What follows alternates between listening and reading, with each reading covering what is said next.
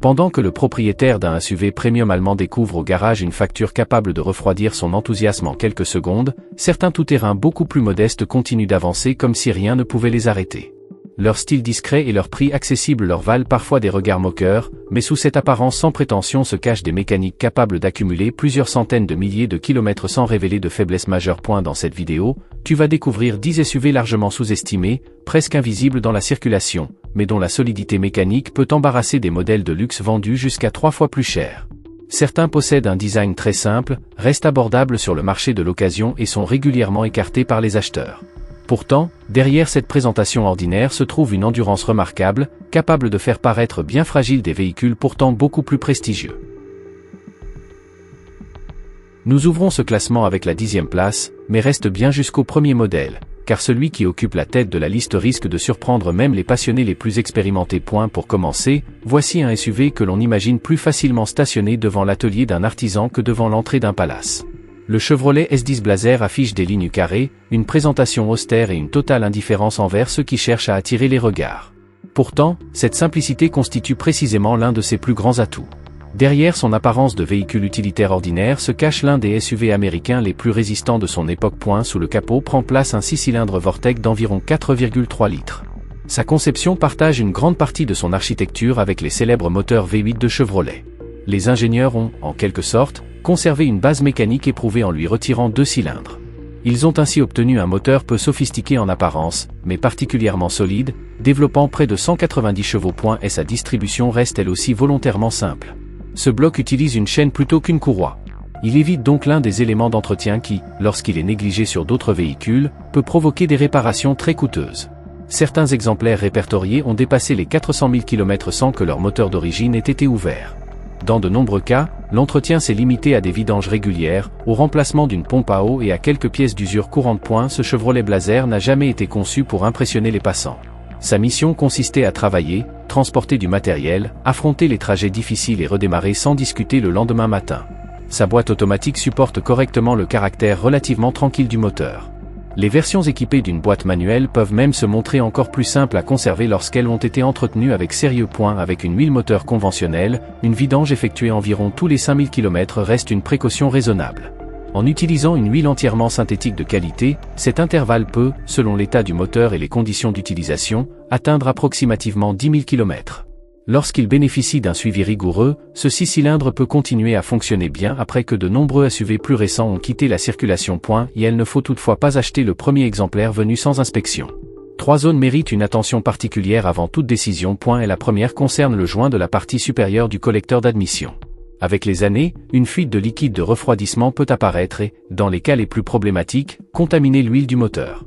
Si l'huile visible sur la jauge paraît anormalement claire, crémeuse ou mousseuse, mieux vaut considérer cela comme un sérieux avertissement. Le deuxième point à contrôler est la boîte de transfert sur les versions à 4 roues motrices.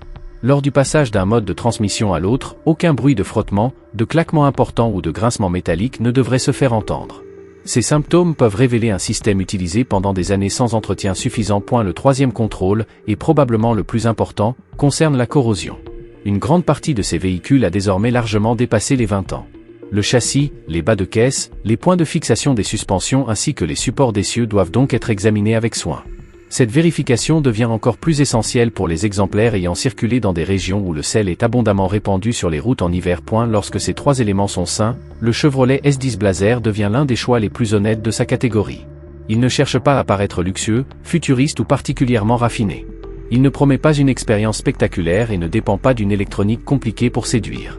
Il accomplit simplement sa mission, kilomètre après kilomètre, avec une régularité que beaucoup de SUV plus prestigieux aimeraient pouvoir offrir.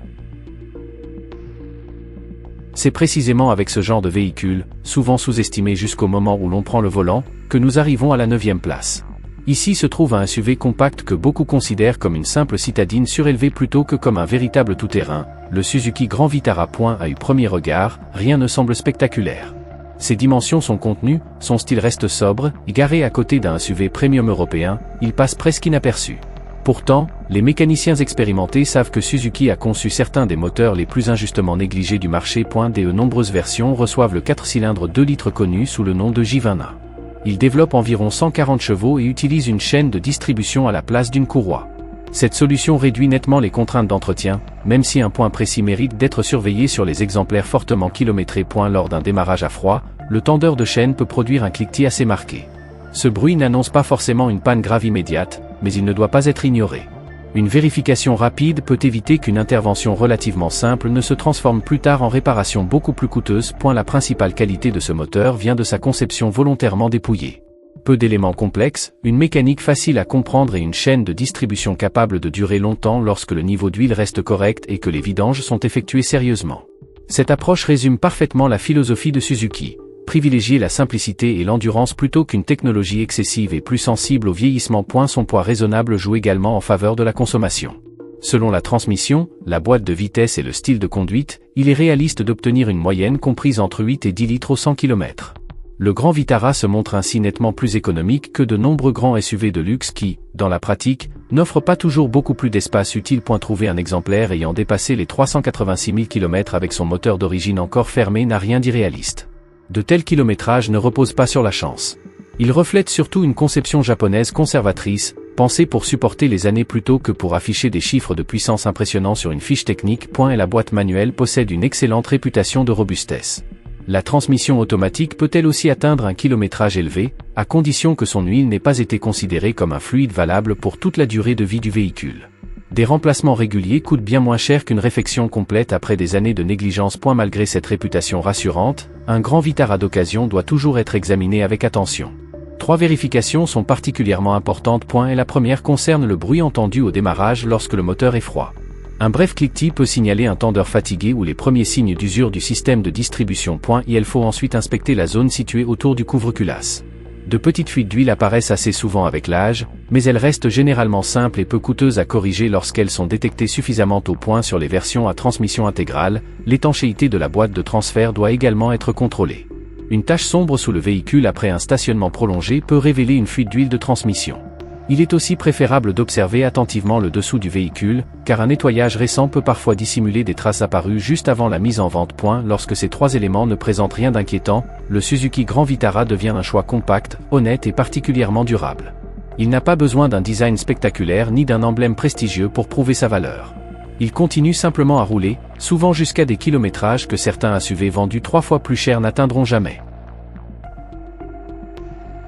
Après ses premiers champions de l'endurance, nous arrivons à la 8e place. Elle est occupée par un SUV qui, depuis des années, accomplit discrètement des tâches exigeantes dans de nombreuses régions d'Amérique latine.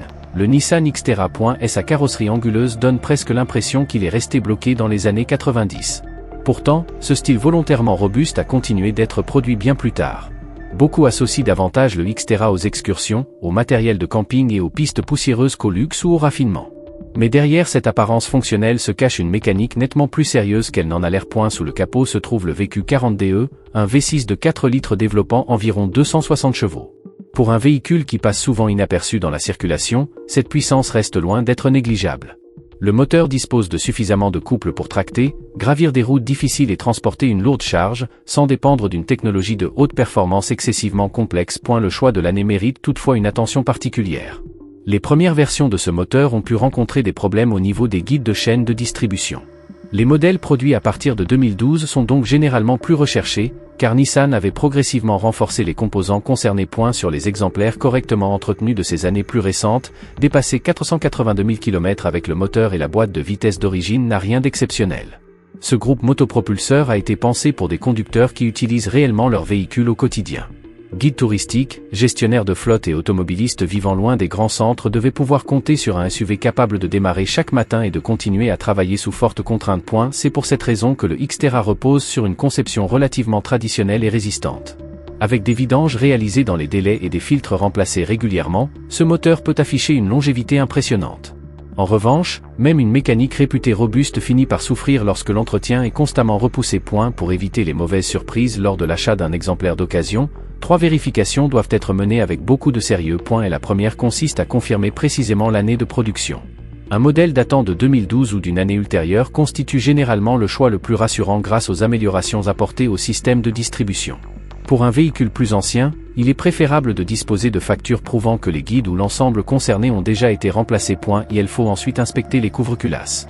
Sur les véhicules fortement kilométrés, de légères traces d'huile peuvent apparaître à cet endroit. Dans la majorité des cas, elles proviennent simplement de joints vieillissants et la réparation reste raisonnable. Il faut néanmoins vérifier que l'huile ne coule pas déjà sur d'autres organes mécaniques. Le troisième point concerne les versions automatiques. Les conduites ainsi que le circuit de refroidissement de la transmission doivent être examinés avec attention. Si du liquide de refroidissement se mélange à l'huile de boîte, la contamination peut provoquer des dégâts importants et entraîner une facture particulièrement élevée. Le fluide de transmission doit donc conserver un aspect propre, sans teinte laiteuse ni odeur anormalement sucrée. Lorsqu'il réussit ses contrôles, le Nissan Xterra se révèle être un SUV conçu non pas pour attirer les regards devant un établissement haut de gamme, mais pour supporter les longs trajets, les usages quotidiens et les conditions difficiles. C'est précisément ce qui en fait une option très convaincante pour ceux qui recherchent un véhicule de travail puissant, solide et encore relativement abordable à entretenir. À la 7e place se trouve un SUV dont la mécanique est liée à un constructeur que peu de personnes associeraient spontanément à ce modèle. Il s'agit du Ford Escape, un véhicule principalement disponible en France par l'intermédiaire du marché de l'importation. Pour beaucoup, il évoque surtout une voiture de location discrète ou un véhicule familial pratique, utilisé pour conduire les enfants à l'école et effectuer les courses quotidiennes. Dans la circulation, ils se font presque entièrement dans le décor.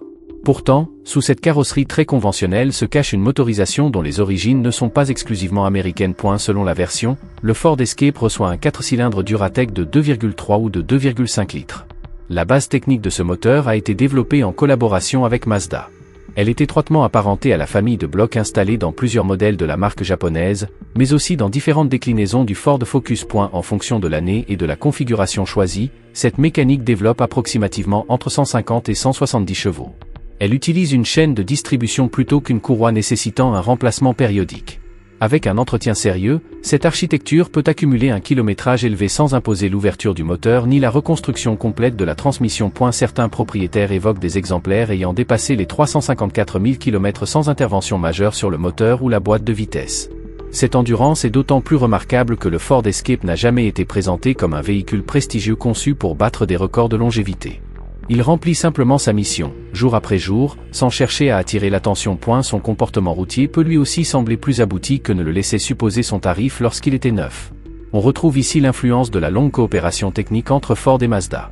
Pour un SUV compact de cette génération, l'Escape offre une conduite équilibrée et rassurante, sans recourir à une architecture inutilement complexe ou coûteuse. Son principal point faible ne se trouve cependant pas sous le capot.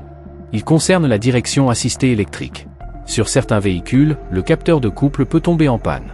Lorsque cela se produit, l'assistance peut diminuer brutalement ou disparaître complètement, rendant le volant soudainement beaucoup plus difficile à tourner.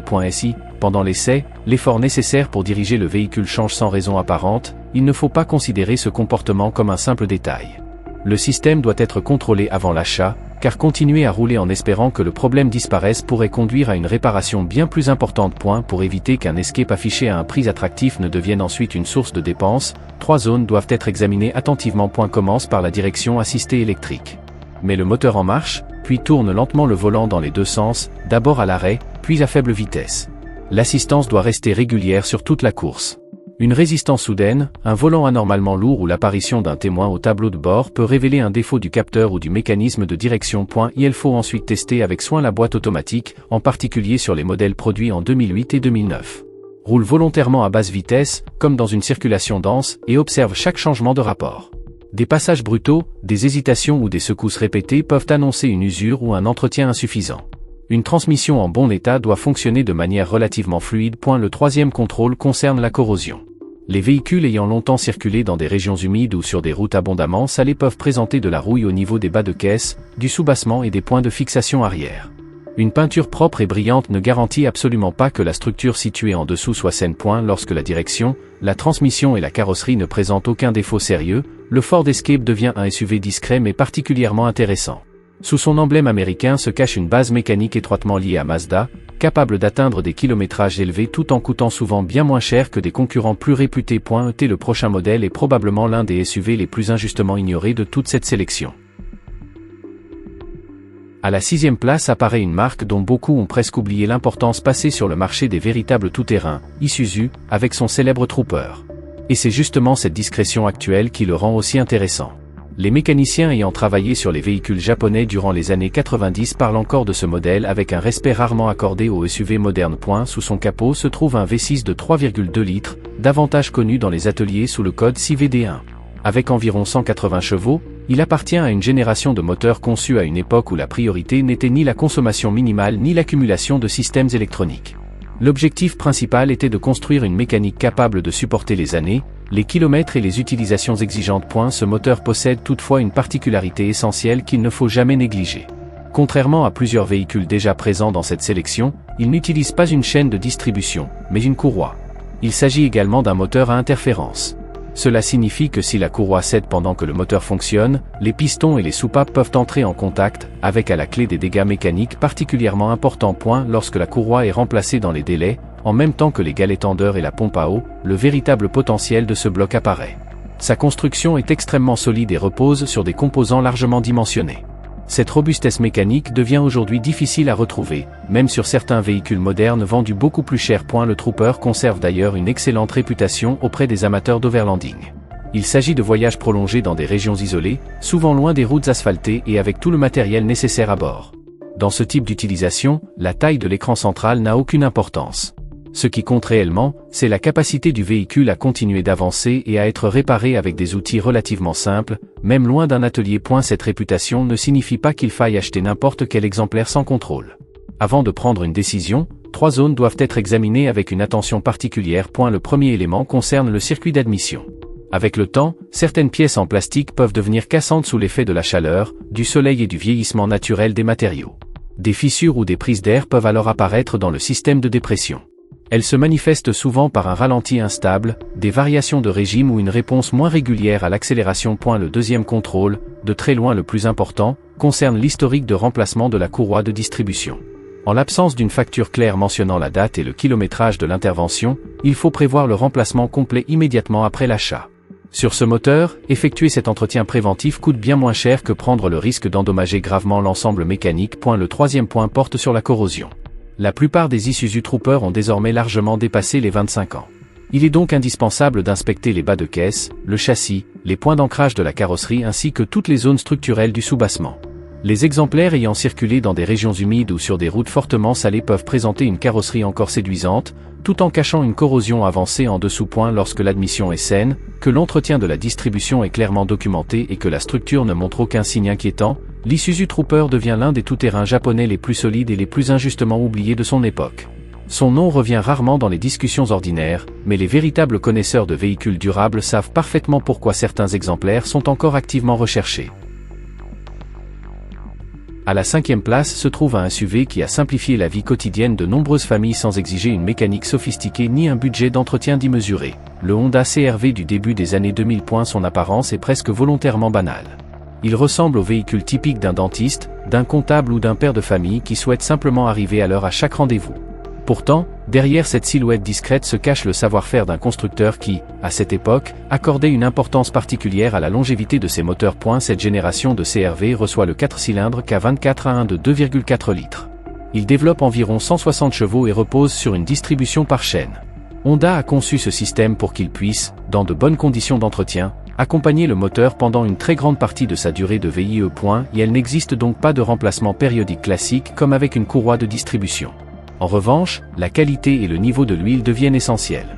Lorsque le moteur fonctionne régulièrement avec un niveau trop bas ou une huile trop ancienne, le tendeur et les guides de chaîne peuvent s'user plus rapidement. Avec des contrôles fréquents et des vidanges réalisés correctement, cette mécanique reste généralement silencieuse et fiable pendant de longues années. Les exemplaires bien entretenus dépassent couramment les 200 000 ou 300 000 km sans nécessiter l'ouverture du moteur. Beaucoup vont encore bien au-delà. Pendant que certains SUV premium ont déjà accumulé plusieurs réparations importantes à ce stade, le Honda continue souvent de rouler avec son groupe motopropulseur d'origine. Cette endurance s'explique par la philosophie de développement suivie par Honda à cette période. Les pièces internes étaient souvent dimensionnées avec une marge de sécurité confortable, plutôt que poussées jusqu'à leur limite pour obtenir quelques chiffres supplémentaires sur une fiche technique. On retrouve cette même logique dans d'autres modèles réputés durables, comme la Honda Jazz. Et la boîte automatique reste elle aussi relativement simple. Elle dépend beaucoup moins de systèmes électroniques complexes que les transmissions modernes et peut atteindre un kilométrage élevé lorsque son fluide est remplacé régulièrement. Elle n'est toutefois pas sans entretien, malgré ce que certains vendeurs peuvent laisser entendre. Lors de l'achat d'un CR-V d'occasion, 3 vérifications méritent donc une attention particulière. Et la première concerne le niveau d'huile moteur. Sur un véhicule fortement kilométré, une légère consommation entre 2 vidanges peut apparaître. Ce phénomène ne signifie pas nécessairement que le moteur est en mauvais état, mais le niveau ne doit jamais descendre sous le repère minimal. Sur cette mécanique, un ancien propriétaire qui n'a jamais ouvert le capot pour vérifier l'huile représente souvent un risque plus important qu'un kilométrage élevé accompagné d'un entretien sérieux. Le deuxième point est le jeu aux soupapes. Honda prévoit un contrôle périodique, si nécessaire, un réglage. Lorsqu'il est négligé trop longtemps, le moteur peut devenir irrégulier au ralenti ou produire de petits bruits métalliques. Une intervention réalisée à temps permet généralement de retrouver un fonctionnement normal avant que l'usure ne progresse. Et la troisième inspection porte sur les bougies et les bobines d'allumage. Le K24 utilise une bougie par cylindre. Si seules certaines ont été remplacées, ou si des pièces de qualité médiocre ont été montées, des ratés d'allumage peuvent apparaître et donner l'impression d'un problème moteur beaucoup plus sérieux. Le montage d'un ensemble complet de bougies adaptées et de bonne qualité permet souvent d'identifier rapidement l'origine du défaut. Lorsque le niveau d'huile, le réglage des soupapes et le système d'allumage sont en ordre, le Honda CR-V devient l'un de ces véhicules rassurants précisément parce qu'il ne cherche jamais à impressionner. Il ne mise ni sur le luxe ni sur une apparence spectaculaire. Il démarre, roule et accomplit sa mission année après année. Et sur le marché de l'occasion, cette forme de simplicité est souvent celle qui laisse le plus d'argent dans le portefeuille. À la quatrième place apparaît le SUV que beaucoup s'attendaient probablement à voir bien plus tôt dans ce classement, le Toyota RAV4 produit entre 2009 et 2012. Il est devenu si courant qu'on finit presque par ne plus le remarquer. Retraités, enseignants, familles et conducteurs effectuant de longs trajets quotidiens l'utilisent pour les courses, les déplacements scolaires ou les rendez-vous de tous les jours. Et c'est précisément cette banalité apparente qui explique son succès. Toyota ne l'a pas conçu pour impressionner avec une technologie spectaculaire ou un habitacle exagérément luxueux. Sa mission était beaucoup plus simple, démarrer chaque matin, accomplir son travail et fréquenter le moins possible les garages. Le choix de l'année reste toutefois essentiel. Certains RAV4 produits entre 2006 et 2008, équipés d'un moteur essence de 2,4 litres, pouvaient développer une consommation d'huile excessive.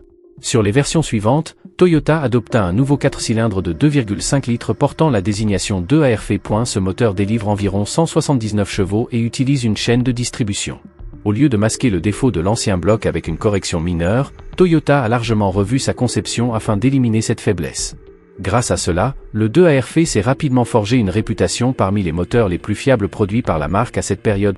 De nombreux garages indépendants connaissent des exemplaires ayant dépassé les 250 000 km sans que le bloc moteur ait eu besoin d'être ouvert. Avec un entretien constant, des kilométrages nettement supérieurs restent tout à fait possibles. Cette mécanique n'est ni exotique ni particulièrement puissante, mais c'est justement cette sobriété technique qui contribue à sa résistance. Et la boîte automatique correspond elle aussi parfaitement au caractère du RAV4. Son fonctionnement reste relativement simple et elle évite plusieurs solutions complexes devenues courantes sur les transmissions plus modernes. Cela ne signifie pas qu'elle puisse être négligée. Des vidanges régulières restent indispensables, car même une mécanique robuste dure plus longtemps lorsqu'elle reçoit un entretien adapté. Pour qu'une annonce séduisante ne se transforme pas ensuite en dépenses importantes, 3 contrôles doivent être réalisés avant l'achat. Le premier consiste à confirmer l'année exacte ainsi que le moteur installé. Les versions produites à partir de 2009 avec le 4 cylindres de 2,5 litres sont généralement les plus intéressantes. Il ne faut pas se fier uniquement au texte de l'annonce. Le numéro de série, les documents du véhicule et le code moteur doivent être vérifiés. Le deuxième point concerne les petites fuites d'huile. Avec le vieillissement, le joint du couvre-culasse et celui du carter inférieur peuvent commencer à laisser apparaître de légères traces. Ces réparations restent souvent simples et raisonnables lorsqu'elles sont effectuées rapidement. Un compartiment moteur anormalement propre ou récemment lavé doit donc être inspecté avec encore plus d'attention, car un nettoyage peut dissimuler une fuite récente. Sur les versions à transmission intégrale, l'accouplement situé près du différentiel arrière mérite également un examen sérieux. Pendant l'essai, aucun grondement, aucune vibration ni aucun à-coup ne doit apparaître au démarrage, lors des manœuvres ou dans les virages serrés. Le remplacement de ces éléments peut représenter une dépense importante. Lorsque le moteur, les joints et le système de transmission intégrale sont en bon état, le Toyota RAV4 devient un SUV capable de conserver une valeur étonnamment élevée sur le marché de l'occasion. Ce résultat ne vient ni de son exclusivité ni de son prestige. Les acheteurs savent simplement qu'un exemplaire bien entretenu peut offrir de longues années de tranquillité mécanique. Et sur le marché de l'occasion, cette tranquillité est souvent plus recherchée que n'importe quel équipement luxueux. Nous entrons maintenant dans les 3 premières places de ce classement. En 3e position se trouve un SUV produit par une marque qui a longtemps dû lutter contre son ancienne image de constructeur proposant des véhicules abordables, mais pas toujours considérés comme durables. Le Hyundai Tucson de première génération, commercialisé entre 2005 et 2009. A eu début des années 2000, Hyundai a compris qu'un profond changement devenait indispensable pour gagner la confiance des automobilistes. Le constructeur a alors augmenté ses investissements dans la recherche, amélioré ses méthodes de fabrication et recruté des ingénieurs ayant travaillé pour plusieurs marques européennes reconnues. Le premier Tucson est né durant cette période décisive et fait partie des modèles qui ont progressivement transformé la réputation technique de Hyundai. Sous son capot se trouve le 4 cylindres G4 GC de 2 litres, appartenant à la famille de moteurs Beta. Avec une puissance d'environ 140 chevaux, ce bloc suit une recette particulièrement simple. Aucun turbocompresseur, pas d'injection directe et très peu de dispositifs sophistiqués susceptibles de provoquer des réparations coûteuses en vieillissant. Hyundai a préféré s'appuyer sur une architecture traditionnelle, éprouvée et facile à entretenir. Il existe toutefois un élément essentiel à ne jamais négliger. Contrairement à de nombreux moteurs déjà présents dans cette sélection, celui-ci fonctionne avec une courroie de distribution et non avec une chaîne. Son remplacement doit donc respecter scrupuleusement les intervalles prévus par le constructeur. Lorsque cet entretien est réalisé dans les délais, le moteur Beta peut afficher une longévité remarquable. Cette mécanique est également intéressante parce qu'elle appartient à une période antérieure aux générations de moteurs Hyundai et Kia qui ont ensuite été associés à différents problèmes ainsi qu'à plusieurs campagnes de rappel. Le bloc Beta repose sur une conception plus ancienne et plus conservatrice, qui s'est forgée au fil des années une excellente réputation dans de nombreux ateliers indépendants. Les exemplaires correctement suivis dépassent régulièrement les 300 000 km sans nécessité d'intervention majeure sur le moteur. Sa qualité principale ne vient pas d'une puissance impressionnante ni de performances sportives. Elle réside dans sa capacité à continuer de fonctionner de manière constante après de nombreuses années d'utilisation. Lors de l'inspection d'un Hyundai Tucson d'occasion, 3 points doivent être examinés avec attention. Le premier concerne l'historique de la courroie de distribution. En l'absence de facture ou de preuves précises indiquant quand l'opération a été réalisée, il est préférable de programmer immédiatement le remplacement de la courroie, des galets et des éléments associés après l'achat. Sur ce moteur, cet entretien fait partie des interventions préventives les plus importantes. Et il faut ensuite observer attentivement le fonctionnement au ralenti. Des vibrations perceptibles ou un régime irrégulier peuvent provenir de bobines d'allumage fatiguées ou de bougies trop anciennes. Heureusement, dans de nombreux cas, la remise en état reste simple et beaucoup moins coûteuse qu'une réparation interne du moteur. Et la troisième vérification porte sur le comportement du régime moteur lorsque le véhicule ralentit ou approche d'un arrêt. Si le régime reste anormalement élevé pendant quelques instants, l'origine peut se situer du côté de la gestion électronique ou d'un réglage devenu nécessaire avec le temps. Une bonne procédure de diagnostic, suivie d'un recalibrage adapté, suffit souvent à corriger ce comportement. Lorsque la distribution, le système d'allumage et la gestion moteur sont en bon état, ce Hyundai Tucson devient un SUV étonnamment solide. Il provient de la période durant laquelle Hyundai posait les bases de la réputation qu'il possède aujourd'hui. Pourtant, il reste encore largement sous-estimé sur le marché de l'occasion, alors que sa mécanique peut offrir de nombreuses années de service pour un prix souvent bien inférieur à celui de modèles concurrents plus connus. À la deuxième place figure un véritable tout-terrain que presque tout le monde a déjà croisé, que ce soit dans sa famille, chez un voisin ou simplement sur les routes, le Mitsubishi Pajero de deuxième génération. S'il est encore aussi présent aujourd'hui, ce n'est certainement pas le fruit du hasard. Beaucoup d'exemplaires ont atteint un âge auquel une grande partie des SUV de la même époque a déjà disparu de la circulation. Le Pajero, lui, continue de parcourir les centres-villes, les routes de campagne et les pistes menant vers des régions où de nombreux véhicules plus récents commencent déjà à montrer leurs limites. Sous le capot prend place le V6 de 3 litres connu sous le code 6G72. Selon les versions, il développe environ 180 chevaux et fait partie des moteurs Mitsubishi les plus réputés de cette période. Comme pour certains modèles déjà évoqués, une règle ne doit jamais être oubliée. Ce moteur est équipé d'une courroie de distribution. Étant donné qu'il s'agit d'une conception à interférence, son remplacement ne peut pas être repoussé. Il est recommandé d'effectuer cette opération aux alentours de 90 000 km, en remplaçant également les galets tendeurs et, dans l'idéal, la pompe à EAU. Et si la courroie venait à céder pendant que le moteur tourne, les pistons et les soupapes pourraient entrer en contact.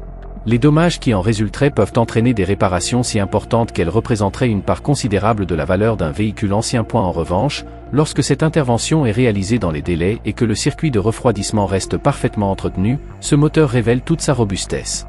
Des exemplaires correctement suivis affichent encore une consommation d'huile très faible après plus de 386 000 km. Dans plusieurs ateliers spécialisés, il n'est pas rare d'entendre parler de Pajero ayant parcouru près de 400 000 km sans réparation mécanique majeure. C'est précisément cette endurance qui a transformé le Pajero en véritable patrimoine familial dans de nombreux foyers. Il passait des parents aux enfants tout en continuant à assurer les trajets du quotidien pendant des années. Sa réputation ne s'est pas construite grâce à une électronique sophistiquée, mais grâce à une conception mécanique solide et à une architecture volontairement simple. Associée à une transmission intégrale particulièrement robuste, ce moteur explique aussi pourquoi des Pajero âgés de plus de 25 ans circulent encore aujourd'hui sur des chemins escarpés, des routes dégradées ou dans des zones isolées. Ce véhicule n'a jamais été pensé uniquement pour les déplacements urbains. Il a été conçu pour des environnements où la fiabilité compte davantage que le confort ou l'image de marque. Malgré cette excellente réputation, un exemplaire d'occasion mérite toujours une inspection sérieuse. 3 contrôles permettent souvent de distinguer un véhicule fiable d'un projet de restauration coûteux. Le premier concerne les preuves du remplacement de la courroie de distribution. Les affirmations du vendeur ne suffisent pas. Il est préférable de disposer d'une facture indiquant clairement la date de l'intervention, le kilométrage ainsi que les pièces remplacées. En l'absence de ce document, il est plus prudent de considérer que la distribution doit être remplacée immédiatement. Le deuxième point porte sur les joints de couvre-culasse.